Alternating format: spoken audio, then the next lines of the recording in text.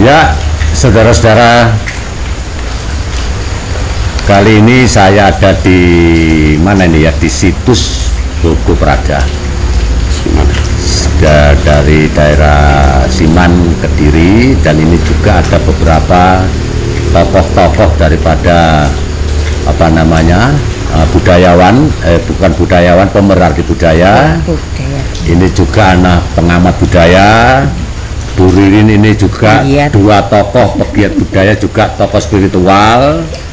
Pak Yit ini adalah tokoh yang paling terkenal di daerah Kediri, yang punya YouTube yang sudah ditonton sampai ke Suriname dan sebagainya. Kemudian yang satu ini teman saya, namanya Eyang Gender. Nah, Rayu ya. Dan semua saya perkenalkan, dan dari tokoh-tokoh ini semua juga mewakili semua orang-orang yang cinta akan budaya Adiluhung. Ini mencoba untuk menguraikan tentang sejarah Bogo Prada.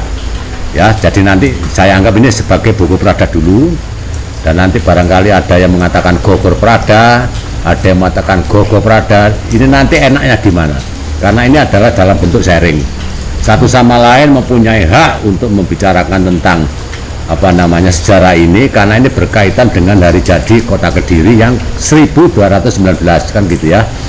Jadi ini semua ada korelasinya, ada keterkaitan satu dengan adanya berdirinya Kota Kediri, karena ini juga mengacu kepada prasasti Siman dan Harinjing. Ada lagi prasasti Meruak, karena di sini banyak sekali prasasti-prasasti yang notabene ini masih belum terkuak. Dan kami para bisa dikatakan juga relawan tanpa pamrih ya. Semua ini akan menguak sejarah ini, barangkali ini mendapat pangestu dari leluhur, mendapat pangestu dari Ide Sang Hyang Widiwasa, mendapatkan restu dari Tuhan Yang Maha Esa, agar kita nanti menyampaikan ini mendapatkan restu dari beliau. Ngomong salangan nggak kualat kan gitu Pak Gender ya.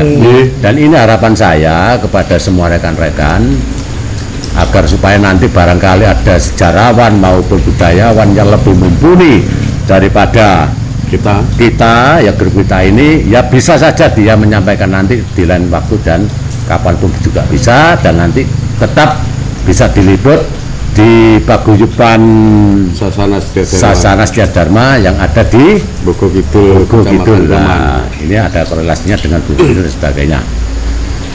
Jadi kalau kita lihat ya, Bogo Prada ya, karena kita itu tidak bisa menguak dapat referensi dari mana, dapat sahur sepuh dari mana, dapat folklore dari mana. Kita sampai hari ini 1000 tahun lamanya belum pernah menguak apa yang disebut dengan situs Bogo Prada. Nah, ini bagaimana? Si ditakoki sapa? Umpama iku ana lontar-lontar di pangan rayap. Umpama awak dhewe ketakon referensi teko londo-londone lho gak ngerti. Ditakon nang India sapa sing nandur Asuka iki ya gak ngerti. Ini kita sedang mencari. Lah, dengan kata mencari ini mudah-mudahan saja mendapat izin dan pangestu agar apa yang saya bicarakan 1, 2, 3, 4, 5 ini mendapatkan suatu pencerahan, agar bisa nanti menjadikan suatu pemahaman bagi mereka-mereka yang belum tahu tentang sejarah Bogo Prada ya. Ini yang selalu saya harapkan, agar supaya nanti dalam penjelasan saya yang kurang lebihnya mbo itu ngawur mbo enggak, itu nanti terserah penilaiannya. Jadi kalau kita lihat ya, dari 1000 tahun yang lalu Kediri pada waktu dipimpin oleh raja-raja yang terkenal seperti Jaya Katuang, Kameswara I sampai Jayabaya, itu semua ada di Kediri. Jadi Kediri ini yang notabene adalah embrio daripada kerajaan-kerajaan yang ada di Nusantara. Disinilah tempatnya. Dan Bogo Prada ini adalah suatu saksi sejarah, karena ini ditandai dengan adanya pohon Ashoka, yang notabene pada waktu pohon Ashoka itu ditanamkan saya juga tidak tahu, tapi ini saksi sejarah. Inilah yang saya tanyakan nanti. Jadi Bogo Prada, kembali kepada Bogo Prada. Kalau dalam dinasti Kadiri atau Kediri yang menjadi raja yang terkenal itu ada 3 empu.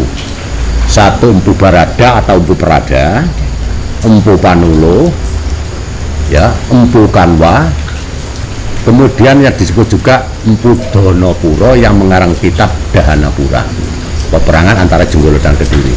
Jadi banyak empu-empu di sini, dan ahli-ahli sastra semua, ahli spiritual, ya. Jadi di sini bisa kita lihat dengan aura alam yang begitu menyejukkan. Kalau sudah masuk di sini, uang susah dadi bunga dan sebagainya. Ini karena aura-aura positif yang menaungi kita semua. Saya masuk di sini rasanya hati ayam. Semua saya bisa merasakan. Saya masuk kemana-mana tidak seperti di sini. Anginnya sumilir, sejuk dengan gemericiknya air hujan mendung, dan tidak ada sesuatu yang mengganjal di hati saya dan semua rekan-rekan saya ini. Kembali kepada buku Prada. Jadi kalau saya melihat dari toponimi, ya, toponim, di sini itu ada yang namanya Desa Mbogo. Tidak jauh dari sini ada Mbogo Kidul, ya Pak ya. Kebetulan yang ditempati Mbah Yit ini adalah Desa Mbogo.